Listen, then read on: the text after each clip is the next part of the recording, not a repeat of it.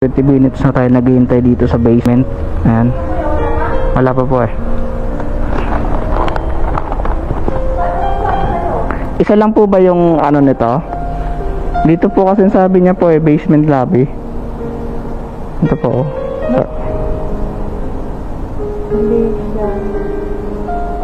Otherton po. Otherton. Yan, i-meet ko po kasi siya dito, sabi niya po. Basement. Ito, pero ito na po yan. Basement lobby. Wala po eh. Nag-message na po ako doon bago sa taas. Tinatawagan ko po siya kanina. Pinapatay niya po eh. Oo nga po eh. Yan na po.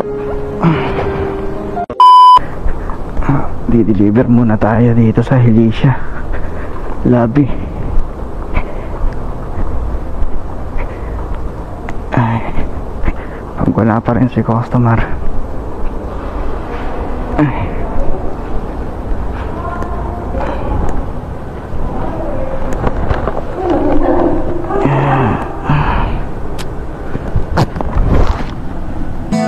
Pagkarating ko nga dito sa location na sinasabi ni customer, ay yun, naghintay ako sa kanya kasi wala pa siya. So umabot na ng 20 minutes pero wala pa rin siya. Kaya ang ginawa ko, malis na lang ako para yun, magpunta dun sa main lobby nila at magtanong. Maghihintay sa customer natin. Sobrang tagal ni customer. Nag-chat tayo sa kanya 1:01 PM. Pero wala pa rin si customer natin.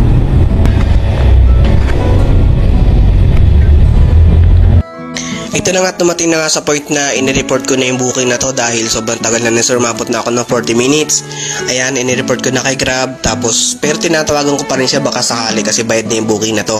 Kasi ang gagawin na to is Grab Mart is ibabalik sa merchant. So, dadalhin ko na naman siya pabalik papuntang Alabang. Ay, nasa Paranaque tayo. Kaya, ayun. So, inireport ko muna kay Grab. Tapos, nagtanong ako sa main lobby kung kilala ba. Eh, hindi talaga kilala yung customer. Pero, ayun, hindi ko alam bakit ganun.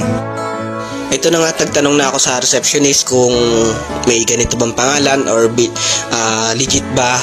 So, ayun. So, hinahanap naman niya pero sinasadya sa akin na iwan ko na kasi bayad na nga daw. So, hindi ko siya iniwan basta-basta kasi nga bayad na talaga siya. At ayun, gusto ko rin makausap yung customer. At ayun, buti na lang di ko talaga agad iniwan yung booking dahil wala pala talaga si customer doon. So, hindi rin makita yung pangalan. Buti na lang di agad ako umalis at iniwan. So, ayun, ang ginawa ko, binili ko na lang yung booking ng ating customer doon sa merchant dahil bayad na niya yun. So hey guys, ito na yung ating na fake book. Hindi siya fake book eh, bayad na siya eh. Babalik natin to ngayon dito sa Landmark. Dito kasi siya naka pick up. So nasira yung niya, papel. Kasi kinuha ko yung resibo kanina. Balik na natin to. Kaya nakarating na tayo dito kung saan natin kinuha yung ating booking or yung order ni customer, ibinalik natin para i-report din. And so hinihintay ko lang dyan yung dispatcher para maging okay na.